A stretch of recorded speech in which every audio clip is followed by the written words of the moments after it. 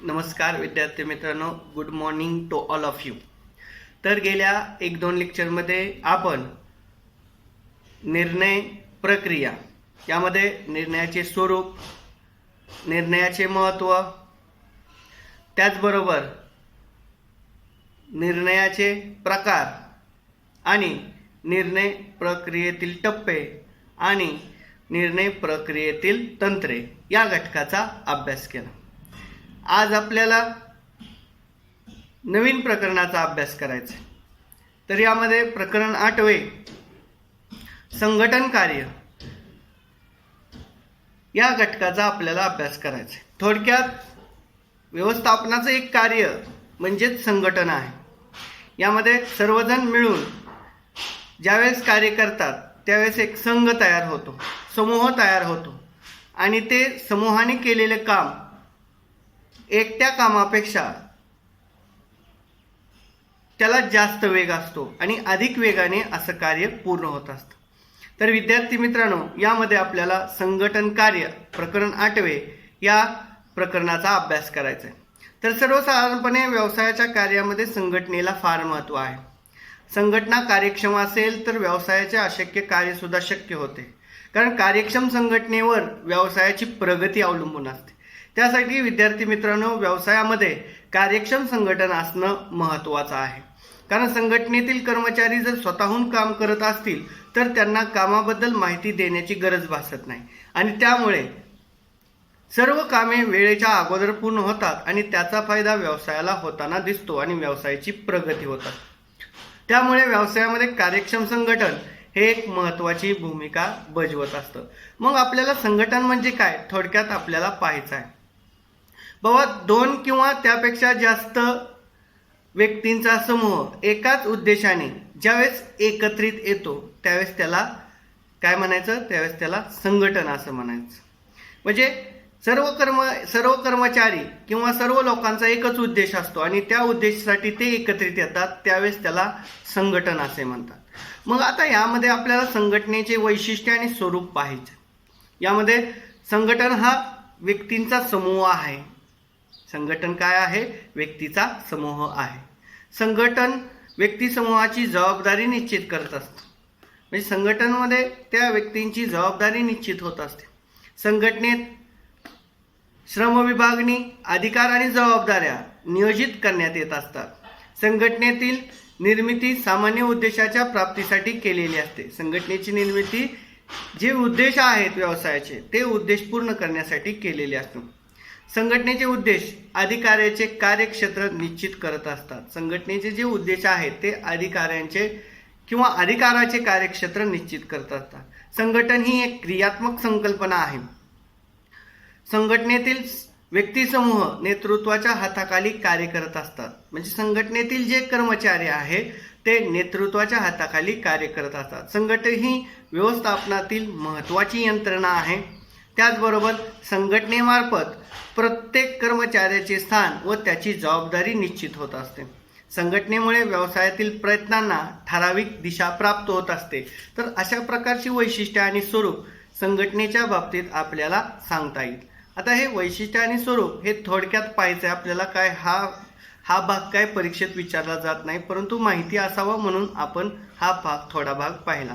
तर यामध्ये आपल्याला संघटनेचे महत्त्व पाहायचे. तर परीक्षेच्या दृष्टीने प्रश्न कसा विचारला जातो, संघटन म्हणजे काय आणि संघटनेचे महत्त्व सविस्तर स्पष्ट करा असा आल्यानंतर तो प्रश्न तुम्ही 12 मार्क्ससाठी किंवा 14 मार्क्ससाठी तो विचारला जाईल. परंतु जर शॉर्ट नोटसाठी आला, टिपासाठी 4 मार्क्ससाठी, तर त्यामध्ये काय लिहायचंय, तर थोडक्यात संघटनेचे महत्त्व, यामध्ये फक्त संघटनेचं महत्त्व लिहा. जसा प्रश्न येईल, तुम्ही अभ्यास केल्यानंतर प्रश्न कसा काय येईना त्या अभ्यासानुसार तुम्हाला तो प्रश्न चांगल्या पद्धतीने लिहिता येणार आहे. आता यामध्ये आपल्याला संघटनेचं महत्त्व पाहायचं आहे. सध्याच्या युगात व्यवसाय संघटनेला अत्यंत महत्त्वाचे स्थान आहे. व्यवस्थापनाच्या अनेक विविध कार्यामध्ये संघटना सर्वात महत्त्वाचं कार्य करत असते. विशेषतः औद्योगिक क्रांतीनंतर व्यवसाय आणि उद्योग क्षेत्रामध्ये आमूलाग्र बदल झाला आणि ह्या आमूलाग्र बदलामध्ये संघटन हे प्रामुख्याने चांगल्या प्रकारचं कार्य करताना आपल्याला दिसतं. उत्पादन वाढीमुळे व्यवस्थापनात अनेक प्रश्न निर्माण झाले आहेत आणि व्यवस्थापनाची विविध कार्ये पार पाडण्यासाठी संघटनेची निर्मिती झाली आणि व्यवस्थापनाचे कार्य व्यवस्थितरित्या पार पाडणे त्यामुळे शक्य झालेले आहे. त्यामुळे व्यवसायामध्ये संघटन ही फार महत्त्वाची भूमिका पार पाडत असते. त्यामध्ये संघटनेचे महत्त्व प्रामुख्याने आपल्याला पुढील प्रमाणे पाहायचं आहे. त्यामध्ये 1 प्रशासनातील सुलभता, त्यानंतर 2 व्यवस्थापन क्षेत्रात वाढ, त्यानंतर 3 उत्पादन खर्चात बचत, त्यानंतर मानवी शक्तीचा वापर, त्यानंतर 5 विशेषीकरणात वाढ, त्यानंतर 6 योग्य समन्वय आणि 7 कर्मचाऱ्यावर योग्य नियंत्रण. अशा पद्धतीने हे संघटनेचे महत्त्व आहे. तर आपण क्रमवारी ते पाहूया. पहिल्यांदा प्रशासनातील सुलभता. कार्यक्षम संघटनेमुळे व्यवस्थापनातील जबाबदारी कार्यक्षमतेने पार पाडता येते.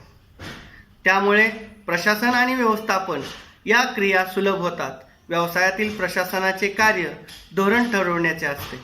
व्यवस्थापन त्या कार्यान्वित करत असते.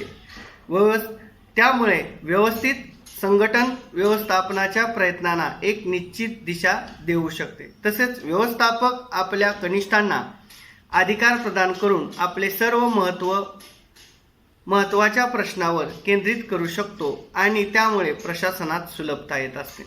बघा, संघटनेमुळे सर्व कार्य कार्यक्षम पद्धतीने पूर्ण होतात. त्यामुळे कर्मचाऱ्यांना काही सांगायची गरज नसते, तुम्ही हे करा, तुम्ही ते करा. संघटनेमुळे ते आपोआप सर्व कामे करत असतात. पुढाकाराची वृत्ती त्यांच्या मनामध्ये येते, पुढाकाराची भावना त्यांच्या मनामध्ये येते. म्हणजे व्यवस्थापकाला सारखं प्रत्येक वेळेस कोणत्या कार्याकडे लक्ष द्यायची गरज नाही आणि महत्त्वाच्या कार्यावर व्यवस्थापक लक्ष केंद्रित करू शकतो. हे व्यवस्थापनाचे महत्त्व, व्यवस्थापनातील संघटनेचे महत्त्व आपल्याला सांगता येईल. त्यामुळे प्रशासनातील सुलभता हे संघटनेमुळे शक्य होत असते. त्यानंतर व्यवस्थापन क्षेत्रात वाढ. उत्कृष्ट संघटन व्यवस्थापनाच्या कार्यक्षमतेत वाढ करत असते. संघटनेच्या माध्यमातून व्यवस्थापन व्यवसायातील सर्व कर्मचारी व अधिकारी यांची योग्यता, अनुभव, गुणांचा पुरेपूर आणि योग्य प्रकारे वापर करू शकते. संघटनेमुळे योग्य त्या व्यक्तींना योग्य ते काम देता येते. त्यामुळे कर्मचाऱ्यांची कार्यक्षमता वाढते. कर्मचाऱ्यांना योग्य ते प्रशिक्षण देता येते, त्यांना मार्गदर्शन करता येते, त्यांची कार्यक्षमता वाढवण्यासाठी प्रेरणा देण्यात येतात आणि त्यामुळे संपूर्ण व्यवस्थापन परिणामकारक पद्धतीने होत असते. आता व्यवस्थापन क्षमतेत वाढ. संघटनेमुळे कर्मचाऱ्यांना वेगवेगळ्या प्रकारची कामे आणि अधिकार जबाबदाऱ्या दिल्या जातात. त्यामुळे त्यांचे अनुभव, त्यांचे गुण आणि त्यांची योग्यता हे पाहून त्यांना वेगवेगळी कार्ये दिली जातात आणि त्यानुसार व्यवस्थापन क्षमतेत मोठ्या प्रमाणात वाढ होते आणि कर्मचारी त्यांना प्रशिक्षण आणि मार्गदर्शन केल्यानंतर स्वतःहून काम करतात. त्यामुळे व्यवस्थापन क्षमतेत मोठ्या प्रमाणात संघटनेमुळे वाढ होताना दिसते. त्यानंतर उत्पादन खर्चात बचत. उत्पादन खर्चात बचत करण्यासाठी साधन सामग्रीचा जास्तीत जास्त वापर करणे महत्त्वाचे असते आणि हे संघटनेशिवाय शक्य नाही. संघटनेमुळे व्यवसायातील साधन सामग्रीचा जास्तीत जास्त वापर मनुष्यबळामुळे होऊ शकतो आणि त्यामुळे उत्पादन खर्चात बचत होते आणि त्यामुळे व्यवसायाचा आणि त्याचबरोबर व्यवसायातील व्यवस्थापनाचा विकास यामुळे शक्य होत असतो. त्यानंतर मानवी शक्तीचा वापर. आधुनिक व्यवस्थापनात मानवी शक्ती अत्यंत महत्त्वाचा घटक बनला आहे. Human resource. कारण व्यवस्थापनामध्ये कर्मचाऱ्यांनी कोणते काम केव्हा कशा पद्धतीने करायचे याबद्दलची संपूर्ण माहिती या मानवी शक्तीचा वापर यामध्ये असते. मानवी शक्तीचा वापर योग्य पद्धतीने करण्यासाठी संघटन कार्यक्षम असते. कारण संघटन रचनेवर मानवी शक्तीचा विकास अवलंबून असतो. चांगल्या संघटनेत कार्यक्षम व गुणवान कामगार नसले तरी संघटनेमध्ये त्यांना प्रेरित करून मार्गदर्शन करून त्यांना कार्यक्षम बनवले जाते आणि त्यानुसार मानवी व्यवहार व संबंधांना प्रोत्साहन दिले जाते आणि त्यानुसार मानवी शक्तीचा जास्तीत जास्त वापर संघटनेमुळे करता येत असतो आणि त्यामुळे कारण खऱ्या अर्थाने श्रम हा घटक सजीव आहे आणि त्याच्यावर जर लक्ष केंद्रित केलं तर इतर घटक तो कार्यप्रेरित करू शकतो आणि व्यवसायाचा विकास करू शकतो. त्यानंतर योग्य समन्वय संघटनेमध्ये, कारण व्यवसायाचा आकार प्रकार जसा मोठा असेल तसं त्यामध्ये विभाग पडत असतात, त्या विभागाचे उपविभाग पडत असतात आणि त्याच्यावर नियंत्रण ठेवणे साहजिकच एक मोठे जिकरीचे काम होते. परंतु संघटनेमुळे सर्व कर्मचारी एकमेकांना मदत करण्याचे कार्य करतात, सलोख्याचे काम करतात. त्यामुळे प्रत्येकजण एकमेकावर अवलंबून असल्यामुळे सहकार्याची भावना त्यांच्यामध्ये निर्माण होते आणि योग्य तो समन्वय विभागामध्ये, उपविभागामध्ये, कर्मचाऱ्यांमध्ये आणि अधिकाऱ्यांमध्ये निर्माण होतो. त्यामुळे संघटनेमुळे योग्य समन्वय संघटनेत साधता येतो आणि व्यवस्थापनातील सर्व कार्य व्यवस्थित पद्धतीने पार पडतात. त्यानंतर कर्मचाऱ्यावर योग्य नियंत्रण. कोणत्याही संस्थेचा कारभार कार्यक्षम चालवण्यासाठी कर्मचाऱ्यांवर योग्य नियंत्रण असणे आवश्यक आहे. नियंत्रणाशिवाय कर्मचारी योग्य प्रकारे काम करीत नाहीत, काम कमी करतात, कामात टाळाटाळ करतात. परंतु संघटनेमुळे असे प्रकार घडत नाहीत आणि कर्मचारी कामावर लक्ष केंद्रित करतात आणि त्यामुळे कर्मचाऱ्यावर योग्य नियंत्रण राहत असते. अशा पद्धतीने आपण आज संघटनेचे महत्त्व आणि संघटनेची वैशिष्ट्ये व स्वरूप या घटकाचा अभ्यास केला. त्यानंतर पुढच्या वेळेस दुसरा भाग आपण पाहणार आहोत. धन्यवाद.